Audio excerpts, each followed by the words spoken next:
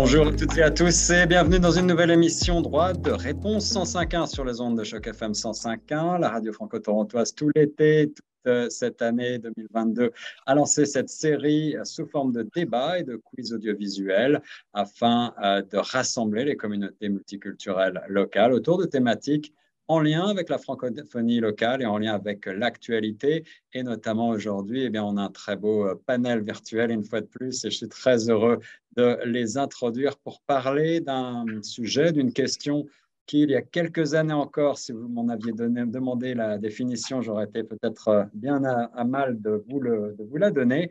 Mais ce sujet, on en a énormément parlé avec la pandémie de COVID-19 et c'est aujourd'hui un sujet central, c'est celui de la santé mentale. Et donc, on va aborder cette question de santé mentale avant et surtout après la pandémie. On va observer ce qui a changé et on va essayer de cerner ce qu'est la santé mentale ensemble, de faire un état des lieux de où on en est, notamment pour certains types de publics, comme les plus jeunes, mais aussi les personnes aînées peut-être.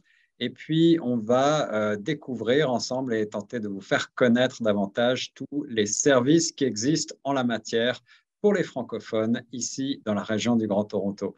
Alors, sans plus tarder, je vais introduire les invités autour de la table, à commencer par ma co-animatrice Nathalie Salmeron qui sera avec nous. Bonjour Nathalie. Bonjour, bonjour à tous, bonjour aux invités et merci de participer à l'émission aujourd'hui.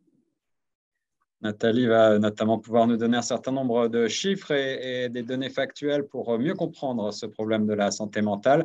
Et puis, les invités vont pouvoir se présenter. Je vais commencer par donner la parole à une cinéaste indépendante franco-ontarienne dont le film est très inspirant. Il s'agit de Brise-Glace, Broken Waters, un film qui nous intéresse à plus d'un titre sur Choc FM. D'abord parce que, comme son nom l'indique, il est bilingue et c'est bien rare et donc c'est très important de le signaler.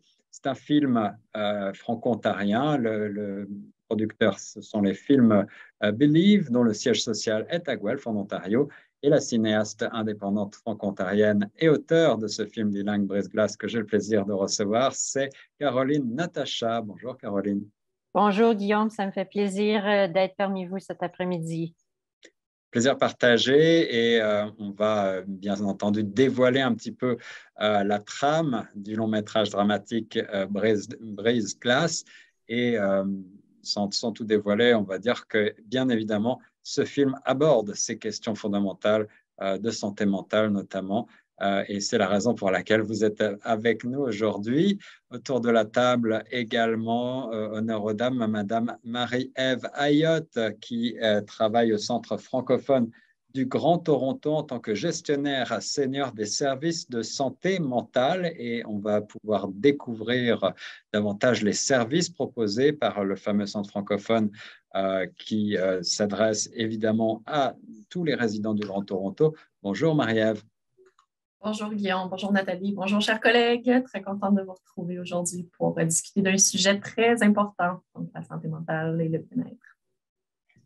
Un sujet qui de près ou de loin nous touche tous, bien évidemment. Autour de cette table également, j'ai le plaisir de recevoir de nouveau Monsieur Constant Wapo, directeur d'Entité 3. Bonjour Constant.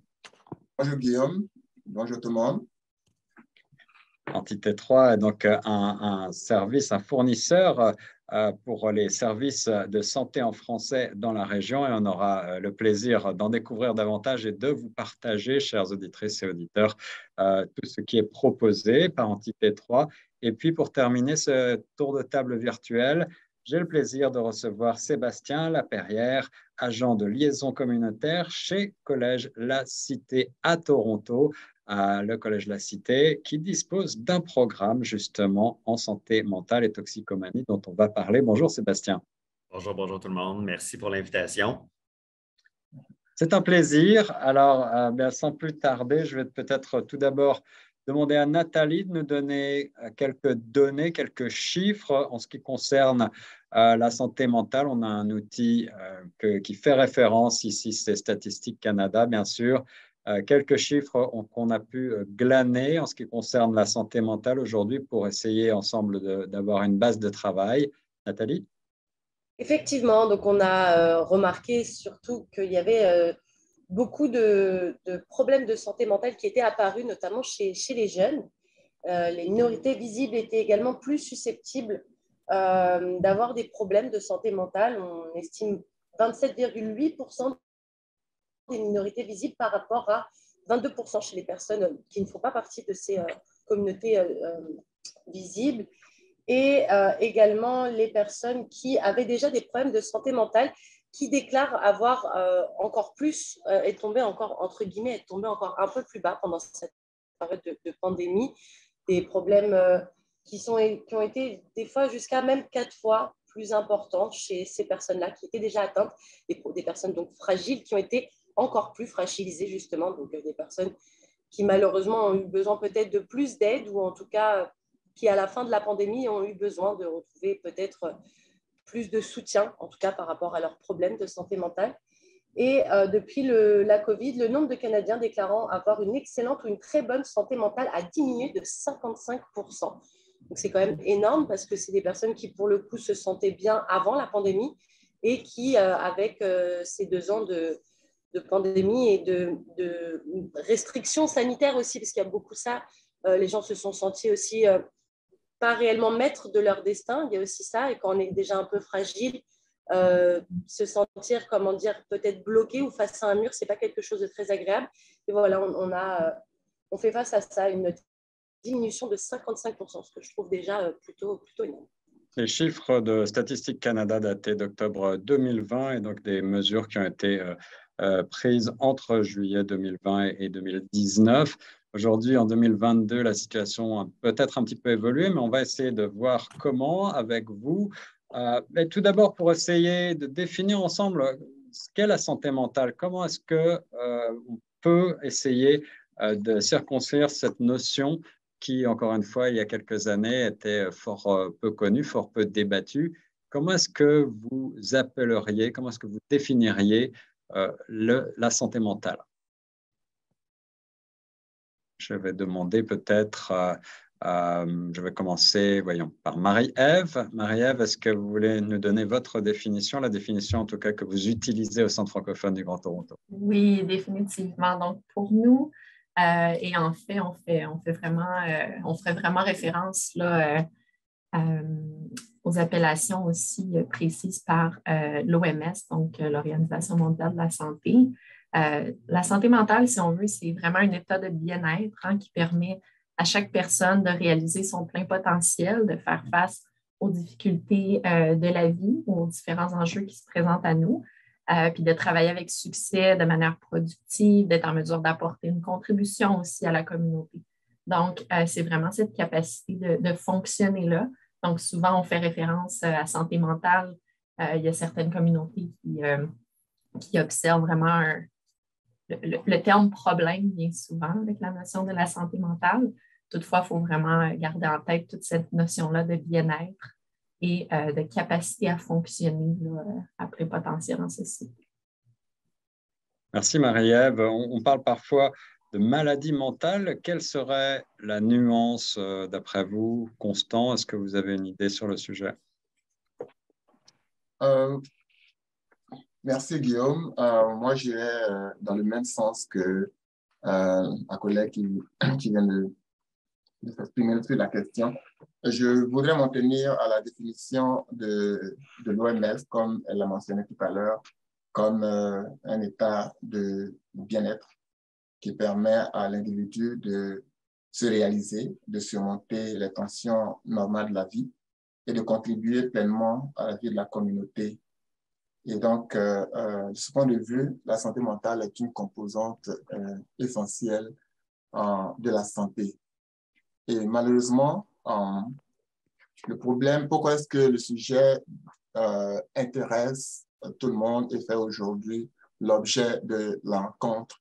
Justement parce que l'état d'équilibre dont l'OMS parle et qui permet à l'individu de contribuer pleinement, de jouir pleinement de ses capacités mentales et de pouvoir les utiliser, les mettre à la disposition de la communauté pour contribuer effectivement à son épanouissement.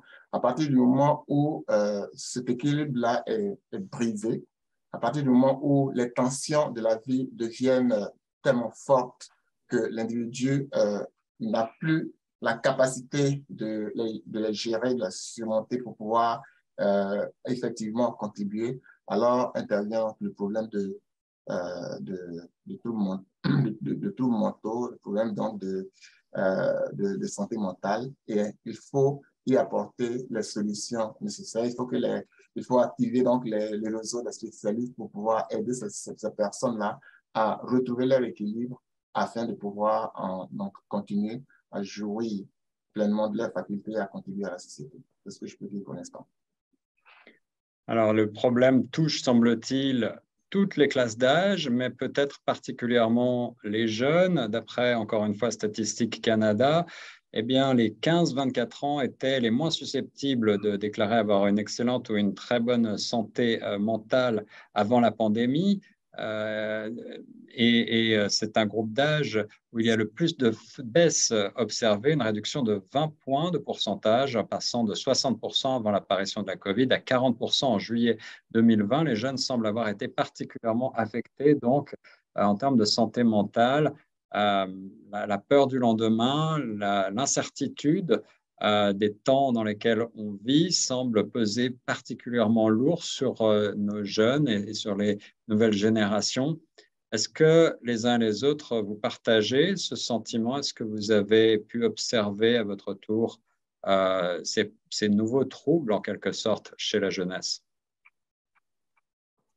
Guillaume, si je peux me permettre, j'aimerais répondre à votre question précédente, peut-être, avant qu'on se lance au niveau de cette question. Est-ce que ça va? Oui, Caroline, avec plaisir. Oui, Alors, on oui, va parler de la oui. nuance entre santé mentale et maladie mentale. Oui, je trouve que c'est une question très importante. Je suis contente que vous la posiez. Je n'étais pas certaine que ça allait être un sujet de la rencontre aujourd'hui.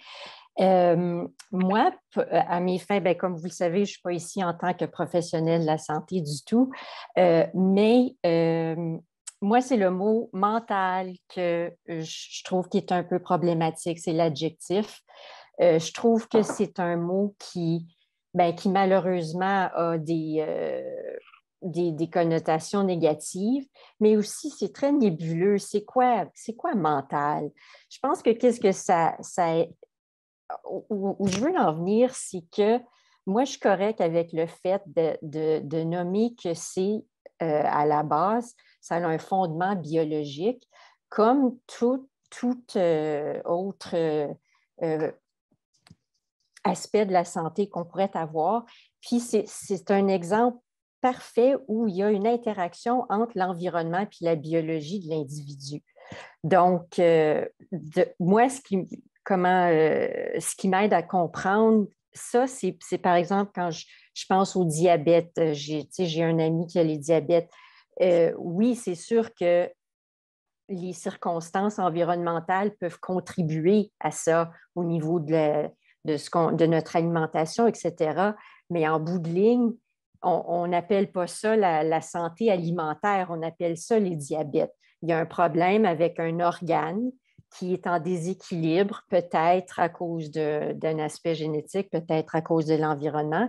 Puis je pense que de dire qu'on parle de santé du cerveau ou de bien-être du cerveau, peut-être que pour certains, c'est trop restreint de nommer, d'y référer comme ça, mais je trouve que c'est une nuance qu'il ne faut pas oublier parce que ça contribue à l'hésitation des gens de vouloir en parler, hein, d'arriver puis dire je suis en mauvaise santé mentale plutôt que de dire je pense qu'il y a quelque chose avec mon cerveau pour le dire tout simplement. Donc, je voulais juste apporter ça comme idée que l'adjectif mental, pour moi, c'est un peu problématique. Alors, je vais embrayer sur ce que vous dites et pour vous poser peut-être des questions par rapport à votre recherche préliminaire pour le film Brise-Glace, Broken Waters, parce que vous avez décidé développé l'intrigue de ce film dans les années 1980, dans une période passée, et dans un monde qui était alors très masculin, donc dans le domaine de la psychiatrie. Et on parle dans ce film notamment de la bataille naissante entre ces nouveaux médicaments censés être miraculeux, des médicaments psychotropes qui sont aujourd'hui souvent très décriés, et puis également la psychothérapie encore peu usitée à l'époque. Ce sont des problématiques des années 80, mais qui aujourd'hui encore perdurent, évidemment. Alors, avant de passer à la question des différents publics, cette question-là, cette opposition-là, on la retrouve encore aujourd'hui. Est-ce que vous avez le sentiment que la crise des opioïdes, par exemple, que l'on observe abondamment au Canada et aux États-Unis, c'est un corollaire aussi de ces questionnements de santé mentale? Je pense que fondamentalement, c'est qu'on recherche toujours une solution simple à des problèmes complexes. Hein? Donc, quoi que j'ai dit, ce que j'ai dit au niveau de mon opinion personnelle, de ne pas oublier le fait qu'à la base, c'est la biologie du corps humain. Ceci étant dit, mon film pose la question, est-ce qu'il y a un traitement meilleur que l'autre? Le personnage principal du film, justement, c'est une jeune femme psychiatre qui, elle, prône, elle, en fait, elle est vraiment découragée du fait que le traitement, c'est les médicaments seulement et qu'il y a une nouvelle approche qui était, croyez-le ou non, relativement nouveau dans les années 80, qui est la psychothérapie. Donc, mon message avec le film, c'est vraiment d'essayer de faire ou de demander aux gens ce qu'ils en pensent de est-ce que c'est vraiment tout ou rien les solutions et à la base, c'est complexe finalement. Donc, c'est peut-être pas une approche qui est meilleure que l'autre. C'est pas juste biologique, c'est pas juste les circonstances de la vie non plus, c'est les deux qui se rencontrent parce qu'on fait partie de notre environnement, on interagit avec notre environnement, puis ça affecte notre biologie finalement. Sébastien Laperrière, vous avez développé à la Cité à Toronto un programme baptisé Santé mentale et toxicomanie. Alors justement, pour rebondir sur ce que disait Caroline sur ces questions-là, pourquoi avoir décidé de regrouper ces deux notions, santé mentale et toxicomanie? Est-ce que vous pouvez nous en dire plus sur ce programme? Oui, bien, en fait, l'intention de ce programme-là, c'est vraiment de créer des intervenants dans le domaine de la santé mentale et de la toxicomanie. Pourquoi les deux, comme tu poses la question? C'est vraiment parce que souvent, un problème emmène un autre ou un problème est la cause de l'autre. Donc, le fait de traiter ces deux éléments-là ensemble promet, si je peux m'exprimer comme ça, des meilleurs résultats en réalité.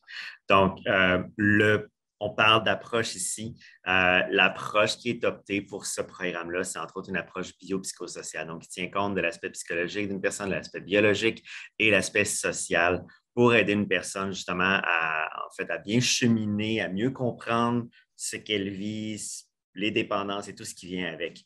Donc, je suis d'accord avec Caroline qu'il y a différentes approches en réalité. Et pour le programme, c'est vraiment l'approche qui a été optée. Si on regarde les différents types de traitements qui existent, souvent on va se rendre compte qu'il y a différentes approches.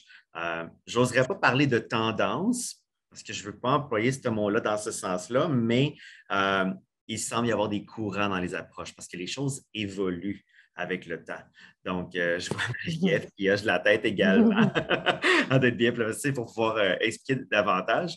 Mais grosso modo, c'est ça que le programme met de l'avant. Ce type d'approche-là qui va tenir en compte de ces trois grandes sphères qui forment une personne ou qui influencent une personne pour permettre à cette personne-là et à son milieu à bien, si je peux dire, comprendre la problématique, passer à travers la problématique, passer à travers, c'est dans un monde idéal. Donc, c'est vraiment d'amener la personne à cheminer là-dedans et d'améliorer ses conditions, d'amener à comprendre sa condition également ou ses conditions. Donc, c'est un programme qui mise également sur le travail en équipe multidisciplinaire. Donc, un intervenant, les gens qu'on va former vont devenir des intervenants dans le domaine, mais ce sont une partie d'une équipe, donc psychothérapeute, psychiatre, infirmier, infirmière. Donc, c'est tout un groupe de professionnels qui travaillent ensemble ultimement pour aider en fait là, les personnes à s'améliorer. Dans l'actualité, ces derniers temps, on parle également énormément du manque de main-d'œuvre qualifiée dans certains domaines, et en particulier dans le domaine de la santé. J'imagine que vous êtes aux premières loges pour connaître ces questions-là. Est-ce que c'est vrai également en matière de santé mentale? Est-ce que c'est une discipline là, qui ne fait que prendre de l'ampleur actuellement en Ontario? On s'en est fait parler beaucoup. Lors de la journée de... j'ai un blanc de mémoire. Avec Entité 3, donc la journée de planification stratégique, il y a eu un intervenant qui a mentionné justement dans les statistiques la hausse de cas de personnes qui avaient des problèmes de santé mentale et toxicomanie. On se le fait également parler par différents employeurs, différents organismes.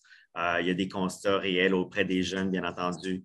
Même dans les centres de personnes, pour plus ou moins le nommer, pour les personnes, les femmes qui vont chercher de l'aide également.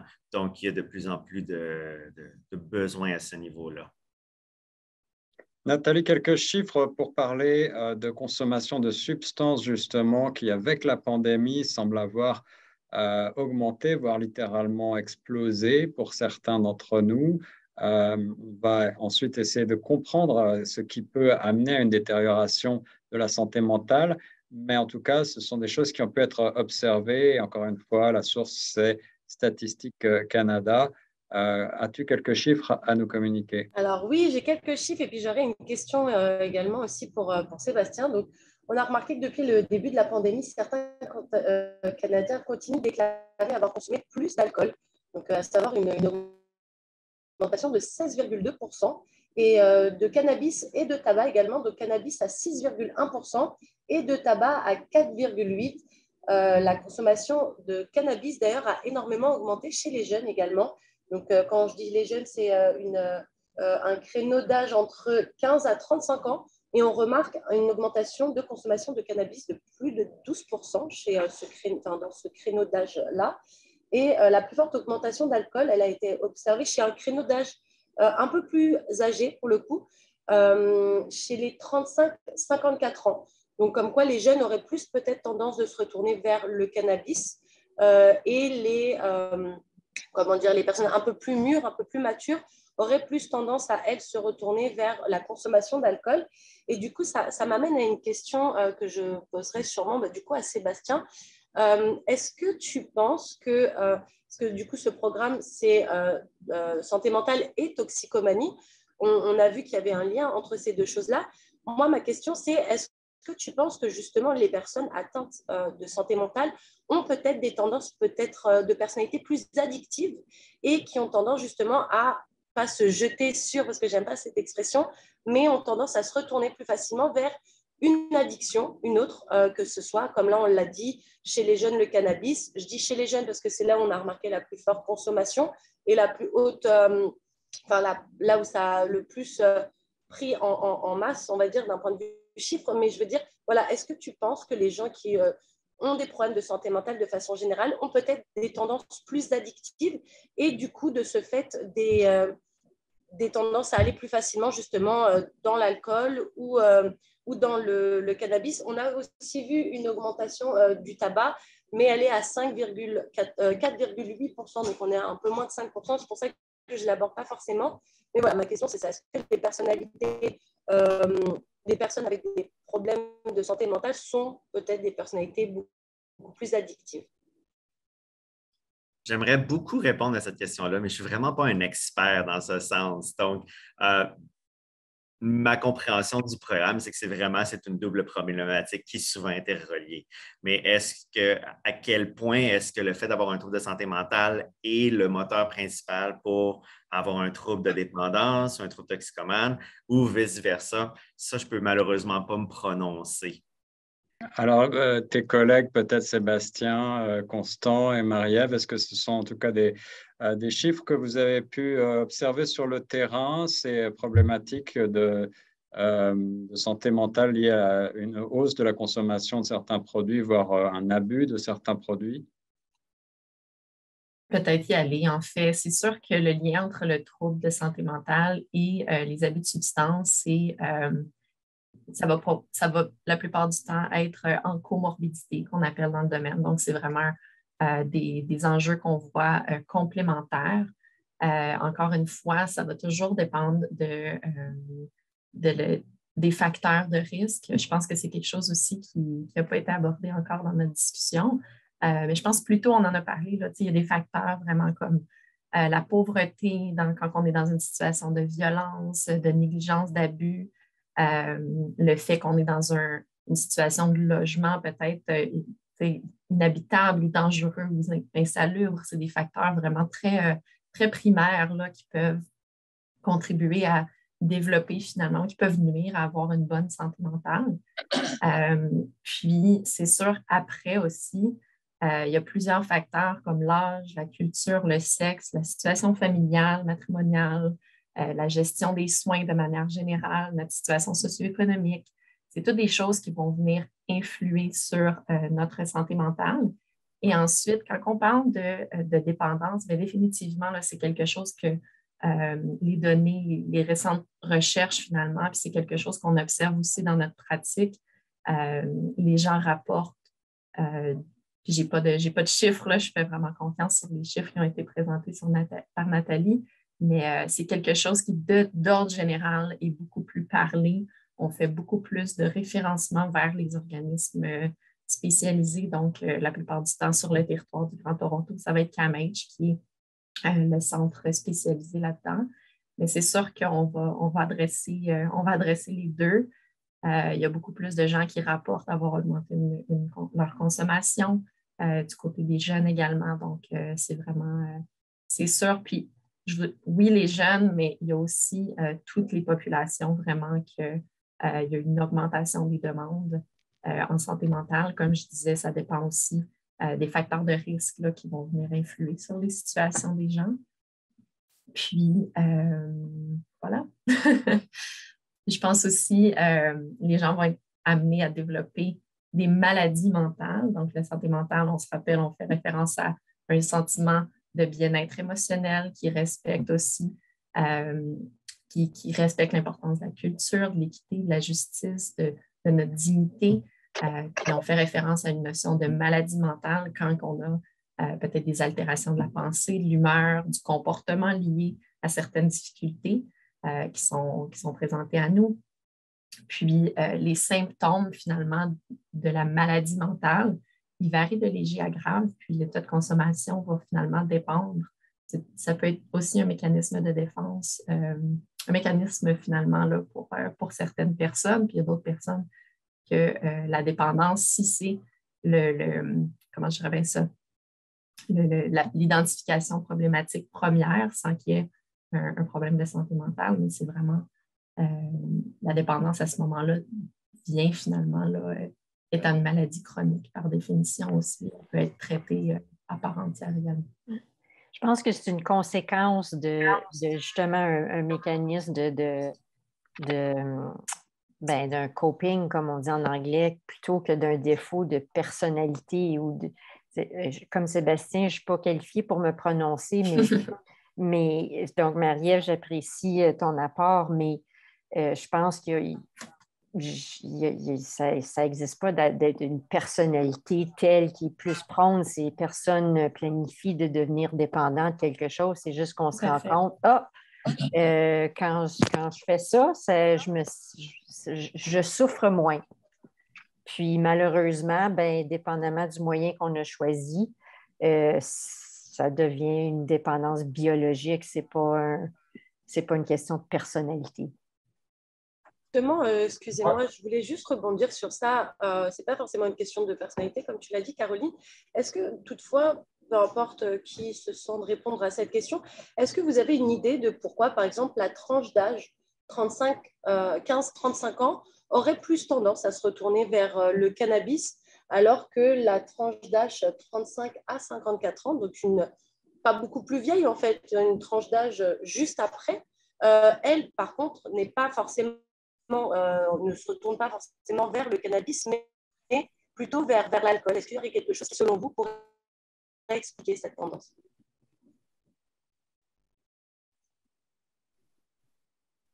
Je peux peut-être me mouiller, mais je ne suis pas un expert encore une fois, puis là, c'est au nom de Sébastien, mais je pense qu'ici, on parle peut-être d'un clash de génération. Pas un clash de génération à proprement dit, mais de mentalités différentes, d'approches différentes, de conceptions différentes, très stéréotypées sur l'utilisation d'un produit versus un autre produit. C'est ma perception, toutefois. Là, j'ai des statistiques là, sous les mains, mais c'est ce que je pourrais concevoir comme opinion, en fait. Moi, je voudrais, en fait, on convient que, en tout cas, comme Sébastien et Marie-Ève et tout le monde, moi, je ne suis pas spécialiste de la santé mentale. Cependant, c'est quelque chose que nous observons et qui fait partie de notre quotidien. Et donc, on essaie de partager son expérience. Et donc, c'est dans ce sens que je vais intervenir pour dire que, en fait, je voulais je vais fonder mon raisonnement sur la définition de la santé mentale selon l'OMS. Cet état d'équilibre qui permet à la personne de résister aux tensions sociales et de pouvoir contribuer pleinement à la vie de sa communauté. Quelles sont ces tensions sociales-là qu'on devrait arriver à surmonter? Quand on prend le cas des jeunes, il y a différents facteurs qui peuvent amener les jeunes qui peuvent faire en sorte que les jeunes ne puissent pas, donc, qui peuvent briser l'équilibre mental chez les jeunes et qui peut donc les amener à adopter le comportement de consommation donc de cannabis. Par exemple, je voudrais parler, par exemple, de la tranche d'âge, de la catégorie des immigrants, des jeunes immigrants, par exemple. Voilà des jeunes qui arrivent au Canada et plein d'espoir. Et à un moment donné, ils se rendent compte que du manque de leurs compétences, du manque de compétences culturelles au niveau du Canada, ils n'arrivent pas à s'exprimer comme il faut. Donc, la manière dont ils s'expriment est un problème. Ils vont être discriminés. La manière dont ils réfléchissent, ils abordent les problèmes est un problème. Ils sont peut-être un peu gauche. On va les discriminer. Ensuite, sur les compétences linguistiques. Peut-être qu'ils parlent l'anglais ou le français avec un certain accent que les gens n'aiment pas, etc. Il va y avoir du bullying, etc. J'ai eu à échanger avec le fils d'un ami qui avait été pris en classe dans la cour de l'école avec du cannabis. Et quand je lui ai demandé, il a été chassé de l'école pour une semaine. Quand je lui ai posé la question de savoir pourquoi il l'a fait, il a dit, mais mes amis m'ont dit que si je fumais un peu de cannabis, j'allais être cool comme eux. Voilà. Il fallait être cool. Il fallait fumer pour ressembler aux autres. Donc, quel message cela envoie? Il y a, à un moment donné, les jeunes n'arrivent pas à développer cette résilience-là, cette résilience mentale qui leur permet de pouvoir s'en tenir à la discipline familiale, aux valeurs qui leur ont été inculquées. Et à ce moment-là, une fois que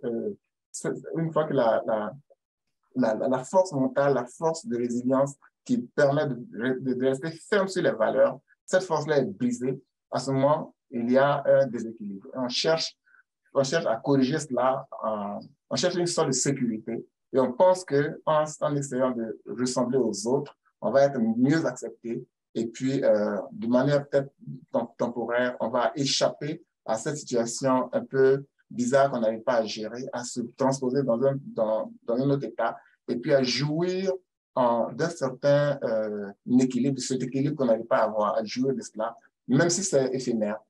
Et donc, une fois qu'on s'habitue à cela, ben, on a tendance à continuer et finalement, ça débouche sur les problèmes de maladie mentale. Donc, c'est un ensemble. En plus, c'était plein de facteurs. Par exemple, en mode de télétravail, j'ai vu des jeunes qui sont allés à l'école, qui ont été acceptés dans les universités. Ils étaient pleins d'espoir. Quand ils ont commencé le programme, ils se sont rendus compte que ce programme avait été envoyé complètement en mode virtuel. N'étant pas habitués à la technologie, à l'utilisation de la technologie, ils étaient complètement perdus. Conséquence, échec scolaire. Et là, il faut réapprendre. Et donc, comme je le disais, cette force mentale, cette résilience-là, une fois qu'elle a foutu le camp, il faut chercher d'autres sources de sécurité. Et c'est là qui amène ces choses-là. Donc, voilà, je vais m'arrêter là pour l'instant. La liste est longue. Merci Constant Wapo d'avoir partagé toutes ces expériences et d'avoir souligné en effet les problèmes de santé mentale, en particulier chez les nouveaux arrivants et chez les jeunes. Les facteurs de risque ont été rappelés, certains d'entre eux en tout cas, par Marie-Ève Ayotte du Centre francophone du Grand Toronto. Mais en ce qui concerne la pandémie maintenant, on a tous vu, bien entendu, tous pu observer l'effet de l'isolement, l'effet du télétravail qui a été aussi mentionné sur notre psyché, sur notre équilibre intérieur, peut-être sur notre bien-être, en effet. Mais c'est d'autant plus vrai pour certains publics. Qu'est-ce que vous avez pu observer de votre côté? Comment est-ce que la pandémie a transformé, a accéléré la détérioration de la santé mentale d'après vous et pourquoi? Bien, peut-être que je peux parler de mes observations. En fait, deux niveaux d'observation. Mon premier constat en tant que dans mon travail, je dois travailler avec des étudiants, recruter des étudiants pour commencer des études. Et la clientèle avec qui moi je vais plus travailler, c'est une clientèle qui est un peu plus âgée, donc on est plus dans la tranche du, je dirais, 35-55 ans. Et beaucoup d'incertitudes par rapport au futur. Définitivement, ça, c'est un des premiers éléments. Est-ce qu'il va y avoir un nouveau confinement ou il n'y aura pas de nouveau confinement? Tous les effets qui viennent avec ça. Beaucoup de stress, en fait. Il y a une surcharge mentale qui est présente chez les gens de « OK, s'il y a un nouveau confinement, voici quels vont être mes effets. » Puis on dirait que l'anxiété s'installe chez ces personnes-là. Donc, ça devient de plus en plus difficile de parler avec les gens puis de leur permettre, si je peux dire ça de même, en fait, qu'eux-mêmes se permettent de voir plus loin. Quels sont les bénéfices de faire des études, d'obtenir un diplôme pour leur carrière, pour leur profession. On dirait qu'il y a un frein. Peut-être que c'est dû au fait, justement, que la pandémie a comme bloqué, interrompu beaucoup d'éléments. Mais ça, c'est un des constats que moi j'ai. Un autre constat que j'ai eu, c'est en parlant avec notre service La Boussole, en fait, qui est un service à la cité opéré par le Centre d'appui de prévention et qui va appuyer les étudiants qui ont des détresses psychologiques, qui ont des besoins d'apprentissage. Donc, il y a plusieurs services qui rentrent au sein de ce service-là. Et une chose que si je peux dire, la personne qui reçoit les demandes a constaté, c'est bien sûr la hausse de demandes pour counseling due à la dépression, due à de l'isolement, mais elle, son constat le plus frappant, c'était principalement chez les nouveaux arrivants.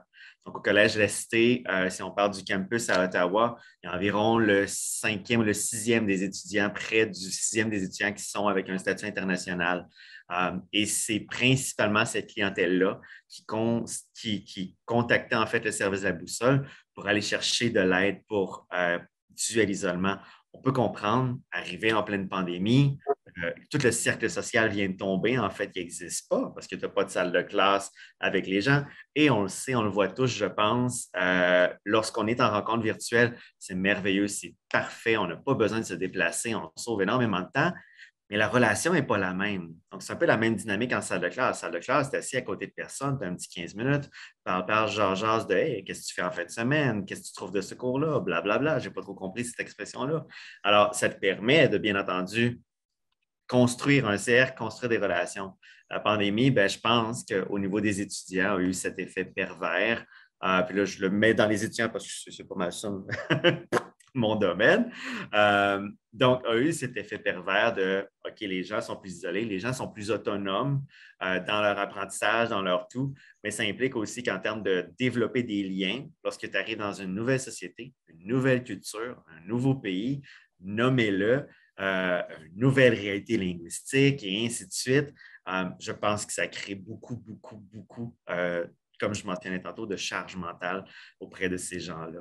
C'est vraiment les constats qu'on a pu avoir là, au sein, en fait, que moi j'ai eu et que mes collègues de la boussole qui est opérée par le Centre d'appui et de prévention ont constaté. Merci Sébastien. Alors justement, pour ce qui est des nouveaux arrivants et des nouveaux arrivants francophones qui nous intéressent particulièrement, il a été mentionné tout à l'heure le fameux CAMH, le Centre de toxicomanie et de santé mentale, très important, qui joue évidemment un rôle fondamental dans la question. Il a été abordé par Choc FM, mais malheureusement, nous n'avons pas pu trouver d'interlocuteur francophone. Alors ma question, elle est pour tout le monde, mais peut-être que je vais l'adresser davantage à Marie-Ève Ayotte du Centre francophone du Grand Toronto. Est-ce que vous avez le sentiment que ce manque d'abordabilité francophone peut être un frein, peut constituer un frein? Est-ce qu'il y a assez de services, ou en tout cas, est-ce que ces services sont assez connus des nouveaux arrivants et des francophones d'une manière générale? Ça, c'est la question à 100 $, naviguer les services en français dans la région. Si je prends le Centre francophone, qui est, je dirais, l'agence première sur le territoire pour venir chercher des services en français, on reçoit le même financement qu'une agence anglophone en termes de sévérité des services, si je reviens particulièrement à la santé mentale. Toutefois, en fonction des communautés qu'on est amené à rencontrer, c'est pas vrai qu'on fait que du léger à modéré. On a des clients qui arrivent ici avec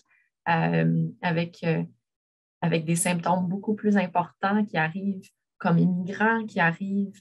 Puis ça, j'aurais pu faire le même témoignage même avant la pandémie. Quand on parle du après la pandémie, on a des gens qui arrivent avec vraiment une présentation de cas finalement où les symptômes se sont aggravés pendant la pandémie. Donc, il y a vraiment une chronicité là, au niveau des symptômes. Puis ensuite, quand on parle de naviguer le système, nous, avec nos subventions, on est capable de faire un travail qui est malheureusement limité là, avec les communautés. Puis, on doit avoir recours parfois à des agences spécialisées. On a parlé de CAMH qui, oui, heureusement, ont des services en français. Puis ça continue d'être une bataille. Je pense qu'on se tente pour aussi en parler davantage là, en termes de revendications et tout ça. De plus en plus, il y a des agences désignées bilingues, donc qui doivent avoir une accréditation. Et ce qu'on observe finalement aussi dans des agences anglophones, ils ont un employé bilingue, mais quand cet employé-là quitte, bien, le service quitte avec cette personne-là. Donc, nous, la pertinence de valoriser des agences qui ont une accréditation, là, qui sont des agences désignées, soit services en français ou bilingues, pour être capable d'assurer la continuité de ces services-là. Il y a plusieurs problématiques, finalement, là, quand on fait référence à la santé mentale, qu'on n'a pas de porte où aller cogner. Puis un service d'interprétation, quand on parle de santé mentale, il y a encore plusieurs difficultés, plusieurs défis autour de ça. Puis l'importance d'être capable d'exprimer ce qu'on a de plus intime dans notre langue, c'est très, très, très important. Donc, de valoriser l'offre de services. Puis pour revenir à notre offre de notre côté, c'est sûr qu'avec la présentation des gens qui arrivent comme francophones, francophiles, on a la responsabilité finalement d'être une responsabilité clinique et éthique comme professionnels de la santé de les recevoir et même s'ils ne fitent pas dans nos cases déterminées par le gouvernement. Là. Donc, on accueille ces personnes-là puis on fait vraiment le maximum de travail qu'on peut avec eux. Puis, on continue, je pense que le Centre francophone continue constamment de faire de la défense de droit pour recevoir des services à chaque fois qu'on fait une référence à l'externe dans des services. Donc, par exemple, une hospitalisation à CAMH, on en a parlé. Donc, quand on a quelqu'un qui doit vraiment avoir un recours à un soin, donc d'être capable d'avoir des services en français. Puis, Voilà. C'est vraiment très important. Hein. On le sait si on a été malade dans un pays, à l'étranger, dans un pays où la langue principale n'est pas une langue qu'on peut parler. D'exprimer ses symptômes. Déjà, dans mon film, par exemple, il y a une phrase, il y a certains gens qui vont remarquer, c'est quand la patiente dit à un médecin anglophone, j'ai mal au cœur. Si on traduit ça de façon littérale, ça ne veut pas dire du tout ce qu'on ressent. Hein? Ça veut dire qu'on a la nausée. Ici au Canada, on se dit j'ai mal au cœur. Ben là, le médecin, s'il ne comprend pas, va dire oh mon Dieu, elle a des palpitations au cœur ou une attaque de cœur. Fait que, déjà, comme Marie-Ève, comme tu disais, déjà que c'est assez difficile de parler d'un sujet qui est tellement personnel, tellement intime. Puis en plus, tu rajoutes là-dessus les difficultés qui se présentent si on ne peut pas s'exprimer vraiment dans sa langue. C'est vraiment un obstacle qui s'ajoute à ça. Puis je voulais juste, si je peux me permettre, rajouter à ce que Sébastien disait tantôt, puis aussi Guillaume, par rapport à ce que vous avez remarqué au niveau que les gens se sentent plus isolés durant la pandémie. Pour les gens qui nous écoutent et qui ne se sentent pas comme ça, je voulais juste vous dire que vous n'êtes pas les seuls. Moi, personnellement, durant la pandémie, le problème, c'était tout le contraire. Je n'avais pas assez d'isolement. Hein, j'avais les enfants à la maison, le mari à la maison, tout le monde à la maison, puis je ne pouvais pas aller nulle part.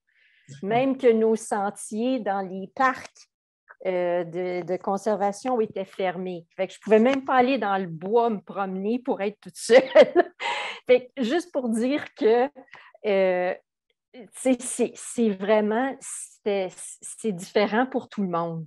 Puis, chacun avait sa différente réalité ou encore ses différents problèmes, puis qu'il faut juste se rendre compte de ça. Puis je sais que les gens dans le domaine sont très conscients de ça, mais juste pour la population plus en général, de savoir c'est correct si pour toi, ce n'était pas l'isolement le problème. Pour moi, c'était le manque d'isolement qui était le problème. Donc, encore une fois, c'est toute une gamme. Définitivement. Je pense que la pandémie, vraiment, elle est venue bouleverser la vie de tout le monde à différents niveaux. Je pense que c'est plus de prendre, peu importe les conséquences de la pandémie, finalement, sur chaque individu, puis la capacité de chaque personne à rebondir par rapport à cette expérience-là dont on a été victime, finalement. Là, je ne pense pas que personne n'ait choisi. C'est plus de voir la personne telle qu'elle arrive, telle qu'elle se présente et de prendre les difficultés vraiment selon la personne qui est devant nous puis le narratif qu'elle nous partage. Alors, on a parlé, on a essayé de définir ensemble ce qu'est la santé mentale avec cette définition unanimement partagée de l'OMS. On a parlé des symptômes, on a parlé des facteurs de risque, de l'effet de la pandémie transformatrice, bien entendu. On a commencé à aborder les services et les ressources qui existent et celles qui sont offertes par les organismes que vous représentez aujourd'hui autour de cette table. Un sujet dont on a peu parlé, c'est celui peut-être de la prévention. Est-ce que vous avez quelques mots à donner à nos auditeurs sur le sujet? Parce que même si aujourd'hui on parle davantage de santé mentale, pour celles et ceux qui ne se sentent pas encore véritablement concernés ou peut-être pour savoir quoi faire pour essayer de se sentir mieux, de se sentir, de retrouver cet état de bien-être dont on a tous besoin pour pouvoir accomplir nos tâches quotidiennes. Est-ce que vous avez des suggestions? Est-ce que vous avez des programmes que vous offrez qui parlent également de prévention, notamment pour les plus jeunes? Peut-être ajouter un peu d'éléments par rapport à la cité. Autant pour les employés que pour les étudiants, avec la pandémie, ce qui a été mis sur pied, il y a eu une multitude d'activités, une multitude d'événements qui ont été mis sur pied pour aider les gens, les sensibiliser dès le début de la pandémie à OK, ça se pourrait que tu expérimentes quelque chose, maintenant tu peux aller chercher de l'aide, voici, ou tu sais, prends conscience de toi. La boussole dont je mentionnais tout à l'heure, lors de l'année académique classique, je peux dire, donc la session d'automne et la session d'hiver, offrent à tous les semaines au moins 2 ateliers qui portent sur le bien-être, la santé mentale et d'autres interventions comme ça pour que les étudiants puissent y aller, puissent conscientiser. Et ceci n'est pas pour...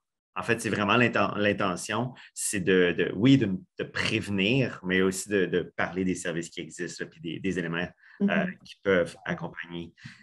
Et c'est le même élément, si je peux parler du personnel, du monde du personnel du collège. Donc, on a également cet élément-là. Il y a également tout un protocole qu'on appelle un protocole de postvention qui a été mis en place et une formation qui a été faite à tous les employés, dont justement l'intention, c'est de préparer quelque chose advenant qu'il arrive quelque chose, donc qu'on soit prêt pour réagir si jamais il y avait quelque chose d'autre. Donc, ce n'est pas de la prévention, on n'est pas encore là, mais ça fait partie du processus de prévention. Alors, il y a aussi cette initiative-là qui a été mise en place pour les employés, mais bien entendu pour répondre aux besoins ou de la clientèle étudiante. Donc, il y a beaucoup d'initiatives comme ça qui existent, qui ont été mises en place et qui vont demeurer de ce que j'ai su pour le temps nécessaire. Après, je ne peux pas le parler parce que, bon, je n'ai pas de boule de cristal, alors on ne sait pas qu'est-ce qui va arriver, comment les gens vont réagir, s'adapter et ainsi de suite. Puis bon, comme Caroline l'a mentionné, tout le monde a vécu la pandémie là, différemment. Puis je suis tout à fait d'accord. Tout à fait d'accord. Je vais aborder dans le même point. Moi aussi, quand je me suis retrouvé chez nous, 2 personnes à travailler sur un îlot de cuisine, la grosseur d'une demi-table, avec une petite de 3 ans et demi qui court partout parce qu'il n'y a plus d'école, il n'y a plus rien. Ça a été quelque chose, là. Donc, j'ai beaucoup apprécié justement là, les services qui sont venus par la suite. Je vais laisser les autres intervenir. Je pense que, merci Sébastien. Je pense que l'une des façons de prévenir les problèmes de santé mentale, c'est d'abord de se rendre compte que la santé mentale peut être affectée et que pour ça, il est important de démystifier le concept de santé mentale, apprendre à en parler parce que dans certaines communautés, la santé mentale est quelque chose de tabou. On n'en parle pas et on ne veut pas en parler. Il faut commencer déjà à démystifier ce concept-là et à se rendre compte que c'est quelque chose de naturel qui fait partie de notre quotidien. Plus on en parle, plus on la démystifie. Deuxièmement, il faut connaître donc les ressources qui sont disponibles. Il y a par exemple un outil, je voudrais profiter de cette émission pour déjà informer le public sur l'existence d'un outil qu'on appelle Breaking Free. C'est un outil qui a été développé en Grande-Bretagne et qui est en train d'être vulgarisé ici en Ontario. Et tout le monde y a accès. C'est un logiciel qui vous permet de pouvoir interagir avec des professionnels et on vous pose une série de questions, vous répondez progressivement et ça vous aide à surmonter le problème de santé mentale. Il y a beaucoup d'autres ressources comme nous, à l'T3, nous en avons fait le répertoire. On a fait le répertoire des ressources de santé mentale qui sont disponibles sur le territoire du Grand Toronto. Ces ressources-là, on va les mettre sur notre site bientôt. Notre bataille maintenant, c'est de faire en sorte que le maximum de ces ressources soient en français. Donc, il faut déjà se familiariser à ces ressources-là. Un élément très important que je voudrais mentionner aussi concernant la santé mentale des enfants, c'est pour les parents d'apprendre à communiquer avec leurs enfants. Parce que quand les enfants vont à l'école, ils expérimentent beaucoup de situations difficiles. Et quand ils reviennent, c'est important que les parents leur demandent comment la journée s'est passée, etc. et amener l'enfant à extérioriser ce qu'il a ressenti. Parce que si ce n'est pas fait, l'enfant, à un moment donné, va développer des comportements qu'on aura du mal à comprendre. Et avant qu'on se rende compte, la santé mentale est totalement affectée. Donc, pour ne pas perdre trop de temps, je vais peut-être me garder de donner ces exemples qui auraient pu édifier le public. On pourra certainement en parler d'autres fois, mais j'ai eu l'occasion d'échanger avec beaucoup de familles où les parents n'ont pas été assez vigilants pour discuter avec leurs enfants et avant qu'ils c'était trop tard. Merci. Merci Constant, merci de ces partages, de ces ressources. Marie-Ève Ayotte, vous travaillez évidemment en santé mentale au Centre francophone du Grand Toronto. Vous recevez un certain nombre de publics, notamment des nouveaux immigrants. Vous en avez parlé. Vous faites un travail considérable en la matière. Est-ce que vous voulez partager certaines de vos ressources, nous expliquer en 2 mots comment vous retrouvez également? Oui, exactement. Donc, par rapport, le plus facile, en fait, passer par notre site web. On a un formulaire d'accueil centralisé, donc avec lequel on peut accéder à l'ensemble des services du Centre francophone. Donc, oui, les services de santé mentale, mais également la gamme complète des services est disponible via ce même formulaire-là. Plus spécifiquement avec la santé mentale, je dirais autant du côté jeunesse que du côté de l'équipe adulte. On prend vraiment le premier appel avec le client et on fait une évaluation des besoins dans l'ensemble.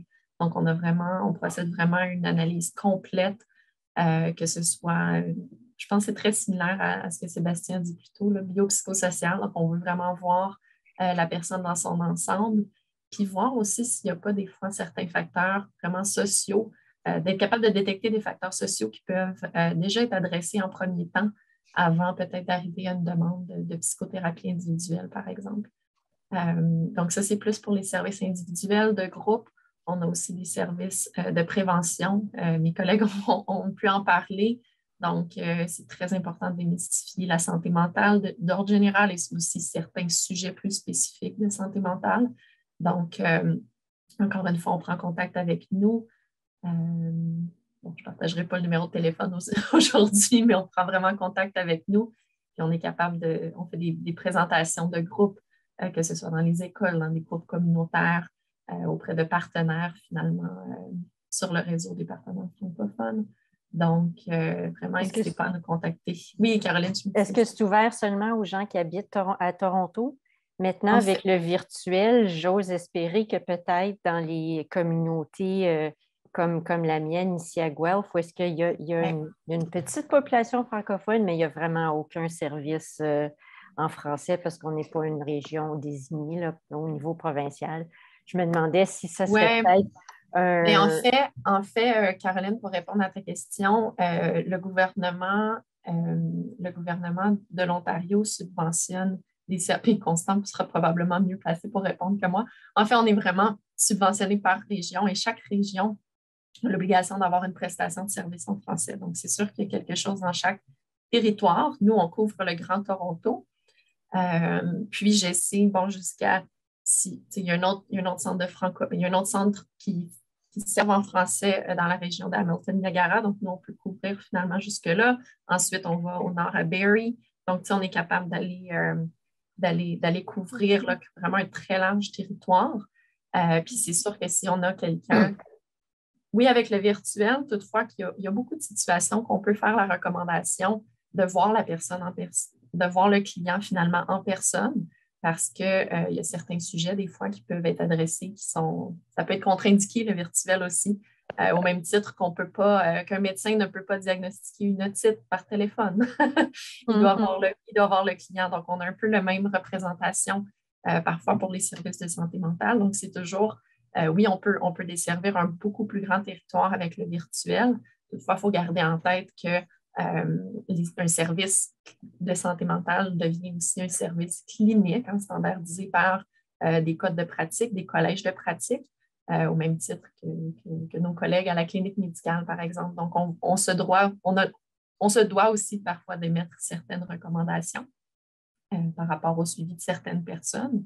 Mais oui, en effet, là, je dirais que la pandémie a eu ce bel effet-là sur nos services parce qu'on est capable justement de favoriser certaines notions d'accessibilité pour des gens qui devaient voyager des fois des heures là, pour un rendez-vous. Donc, et encore une fois, ça a été très limitant durant la pandémie alors que les services présentiels n'étaient pas possibles pour certaines personnes qui, pour des raisons psychosociales, n'ont pas accès à on peut recourir à la technologie, par exemple. Donc, vraiment des défis, mais je dirais que après, on a été capable d'adapter notre offre de services de manière hybride, puis encore une fois, de faire des propositions de plans de traitement adaptés aux besoins de chaque personne qu'on rencontre. Eh bien, merci beaucoup à toutes et à tous d'avoir participé à cette émission. L'heure a passé très vite. Le sujet est passionnant et très riche et je pense qu'on aurait pu consacrer une deuxième heure assez facilement à ces questions-là. Mais ça a été un plaisir de vous entendre et de débattre ensemble de la santé mentale pré- et post-Covid. Et puisque le sujet était un petit peu lourd, eh bien, on a la chance d'avoir un extrait du film de Caroline Natasha Brise Glass, Broken Waters, que je vous propose pour terminer de découvrir tout de suite en partage, si vous le voulez bien, pour cette émission spéciale santé mentale. Merci à toutes et à tous et voici tout de suite un extrait.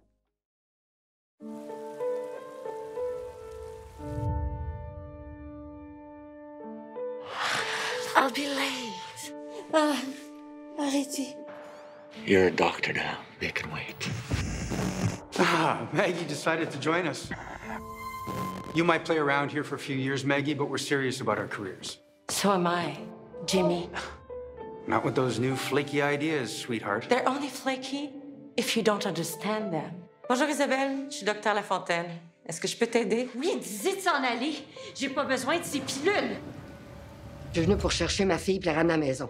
Should be an ideal case to demonstrate my new approach.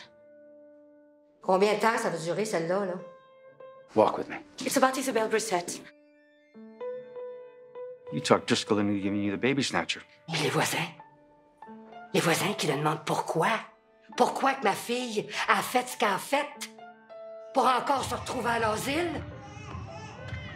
We're creating an efficient mental health care system. People like you are trying to undermine People that. like you are masking the symptoms without effecting a cure. C'est quoi le don? Personne ne veut le savoir. Moi, je voudrais.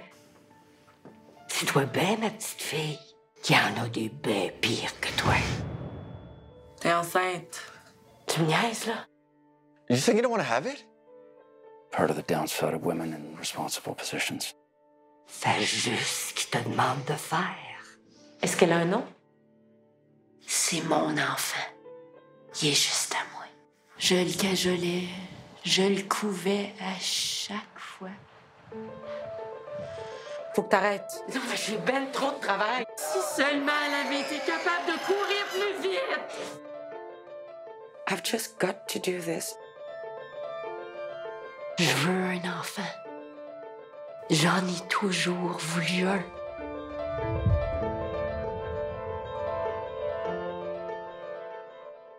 Voilà un extrait de Brise-Glace de Caroline Natasha. Merci à toutes et à tous d'avoir participé à cette émission. Et en ce qui concerne le film Brise-Glace, eh bien, dans quelques jours, j'espère avoir la chance de parler de nouveau avec Caroline pour en savoir davantage sur les projections.